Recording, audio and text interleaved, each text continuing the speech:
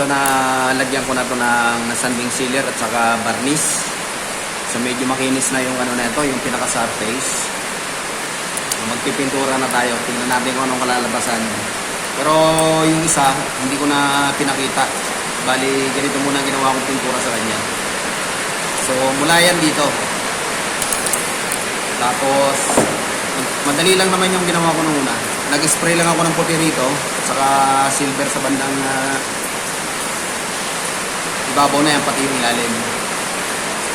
Then ipa-final natin yung kanyang finishing. Ibig sabihin, kukulayan na talaga natin siya ng kung ano man ang kalalabasan nito. Okay, tignan natin kung ano kalalabasan nito. So ang una kong ginagawa,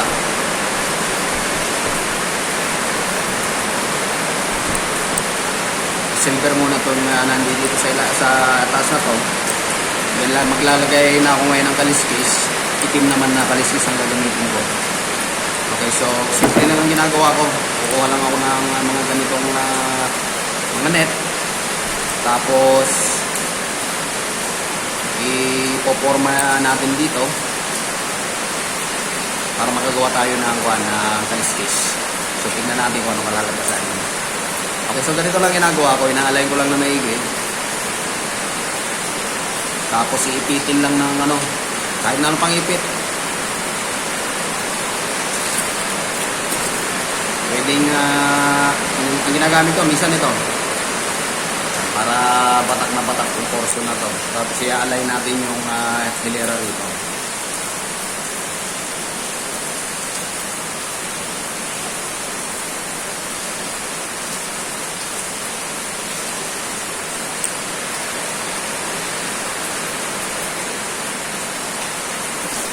Ito, pwede rin ito. Ayan. Sa mga bandang likuran. I mean, sa may bandang bundok.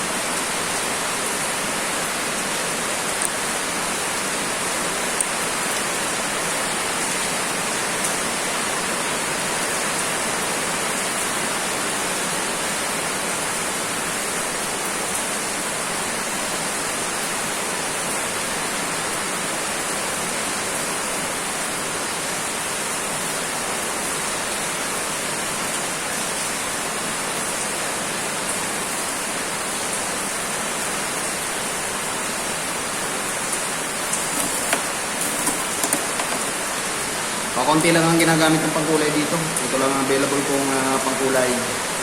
Okay, kung sa tingin natin nakaporma na, iaalay natin maigi yung pinakakaliskis.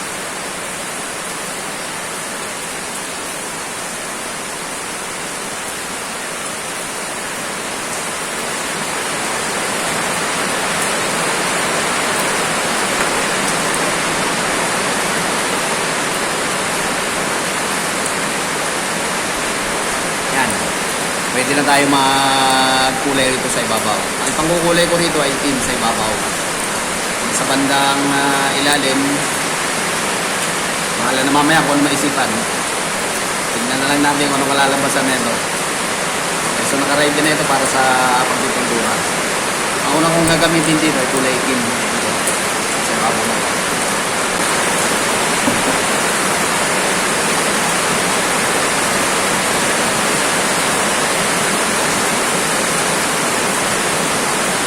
Okay, so magkukulay na ako.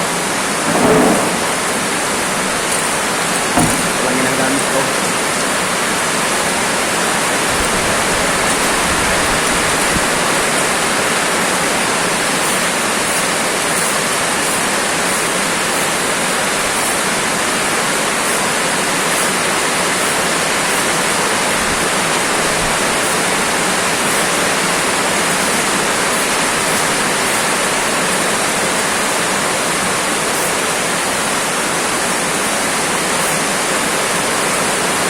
Okay, so nabugahan ko na ng itim.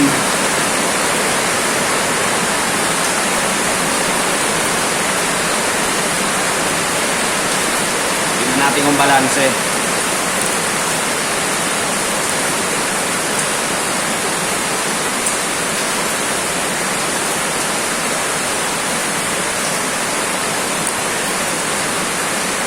Then padadaanan ko ng konting asul sa bandang gitna, sa banda rito. So, asul naman. Mild lang, yung konti-konti lang.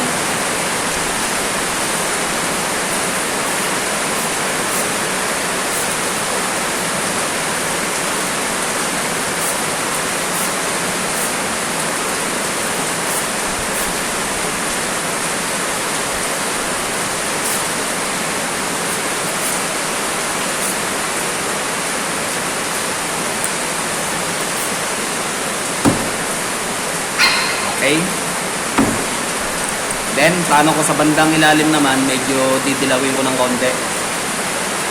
Papasadahan ko ng konting dilaw sa bandang ilalim.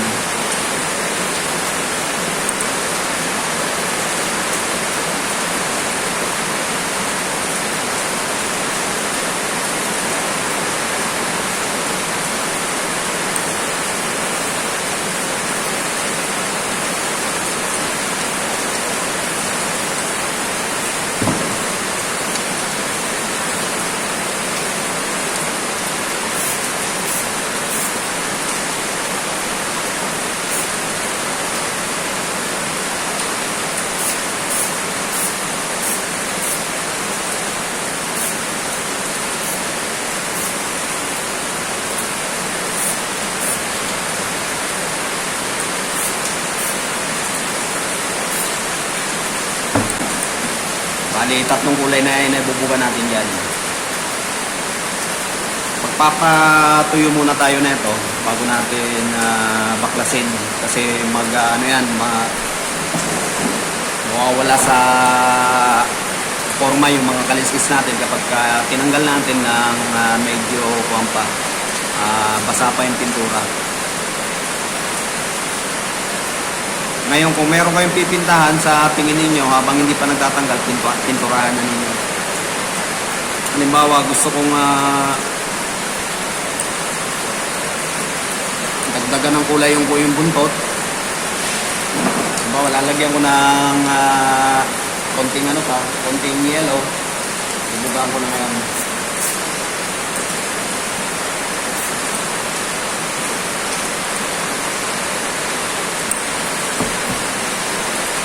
Okay, so magpapatuyo tayo ng konti na ito. Sandali lang naman matuyo itong mga pilots na ito. 10 to 15 minutes, matutuyo na ito. Pero kahit na ganun, medyo matagal din yun. Kaya matagal ang paggawa na ito. Hindi basta-basta, hindi isang pasada ng pagpipinturan mo. May ganito nga kayong blanco, pipinturahan ninyo, hindi ganun kabilis. Mag-aantay kayo ng oras para matuyo yung inyong pinintura. Kasi kung bigla nyong tatanggalin, masasayang yung trabaho ninyo. Pakiramdaman natin kung tuyo na.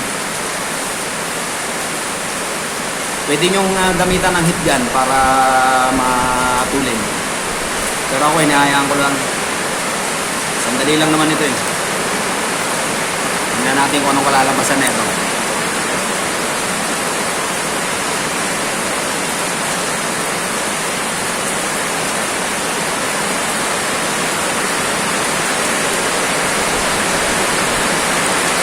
So, antay natin matuyo ito.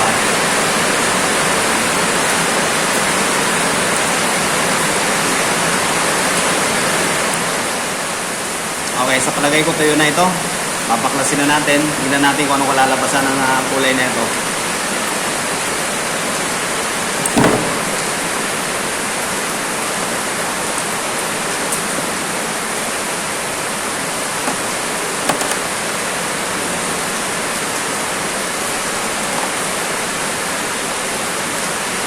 Para siyang suman.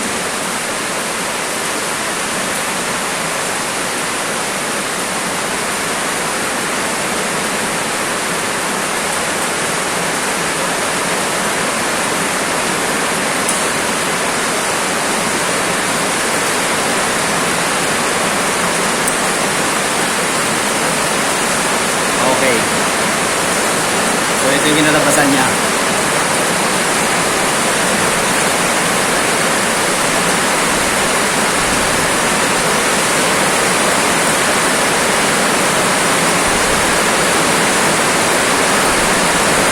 Ayusin ko yung bandang buntot, gagawin ko silver. Medyo napakapal kasi yung aking kwan sa dulo, yung aking yellow, kaya ayusin ko.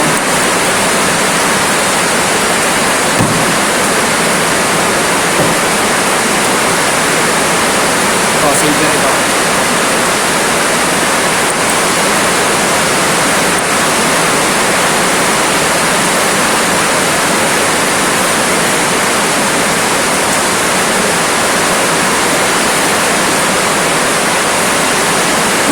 Okay na yung ating buntot.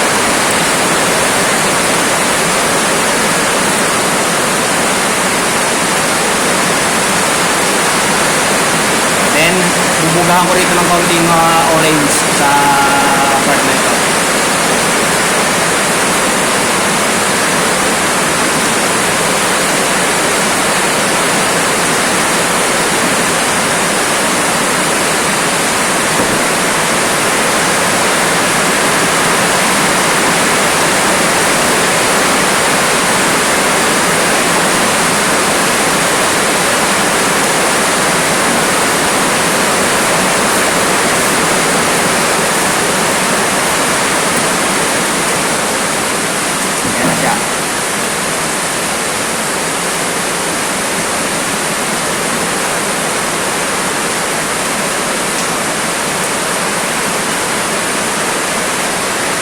Okay, so antayin lang natin matuyo ito ng konti. Then i-fix ko na yung mata na ito.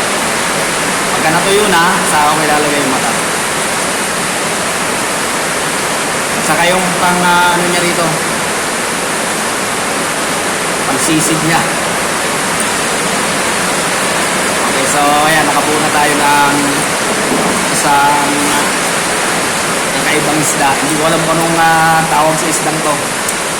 Wala lang yan dito sa blankong kahoy.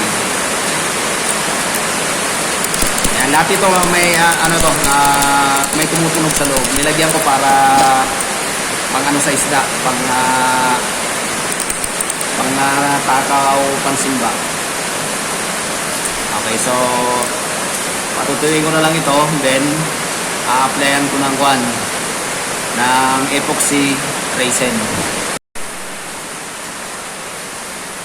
Okay, lalagyan na natin ito ng mata. Ganitong mata lang ang ilalagay ko sa kanya.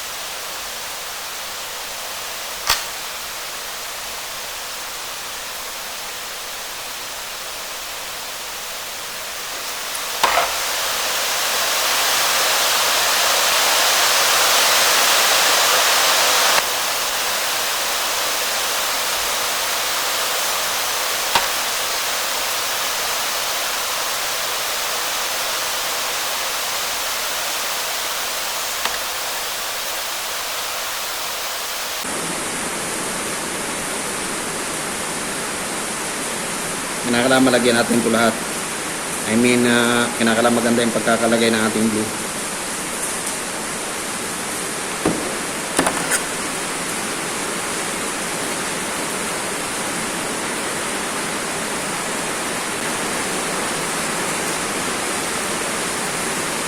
Tapos ito naman ay kakabit natin.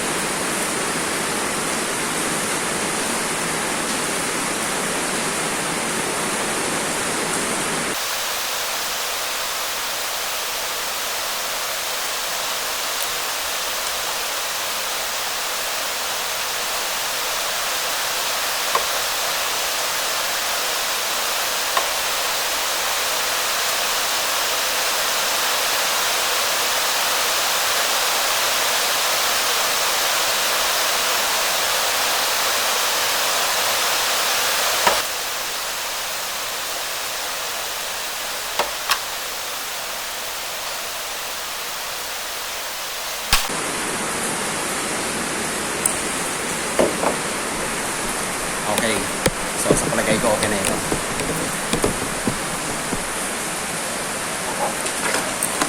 Okay, so meron na tayong finished product. Ang kulang na lang dito ang paglagay ng resin. Babalutin kasi natin ito ng resin para ano talaga, matigas, hindi madali yung ating, hindi magasgasan itong ating isdaan. Okay, so meron na naman tayong finished product. Ang kulang na lang dito ay yung mga hook, pero naka-ready na yung mga hook. Okay, pag may resin na, ganito na yung nagiging hitsura niya. Kumikintab siya ng stock. Pag wala pang resin, ganito lang muna siya. Ayan, makikita nyo naman ang kaibahan. Ayan, ang kulang na lang sa isang to, ito yung mga hook na ito. Naka-ready na rin itong mga hook na ito.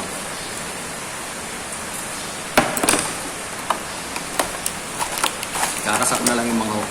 Hindi ko na lang yung mga hook niyan. So, ito na yung ating pinakita ko na kung paano ako magpinta ng mga ganito. Bali, ito yung i-demo ko sa inyo. Itong mga ito, hindi ko na naipakita nun kasi bago pa lang akong gumagawa na ito. Ngayon lang ako gumawa ng mga ganito. First time kong gumawa ng mga ganito, kaya medyo nakangapapa ako. Okay, so pag in-applyan ko na ito ng resin, magiging ganito na yung itsura niyan. Magiging magintab siya at maano na, tawag dito, matigas na yung kanyang magiging outer layer. Kasi ngayon, pagka ito nakagat ng isda, sigurado magagasgas. Pero kapag may ganitong coating ng pinaka-epoxy resin, hindi siya basta-basta magugurnisan. Okay, so ito na yung panghuli-huling gawa ko. Ito yung pinaka-final setup. Merong ano yan, may anti-kagat. Stainless kasi ito eh. Ang ilalagay ko sa iba rito mas makapal. Depende sa lugar. Depende sa isda na bibingwitin. Pwedeng mas malaki rito. Okay, so ito yung mga finished product na gawa ko mga rapala. So yan.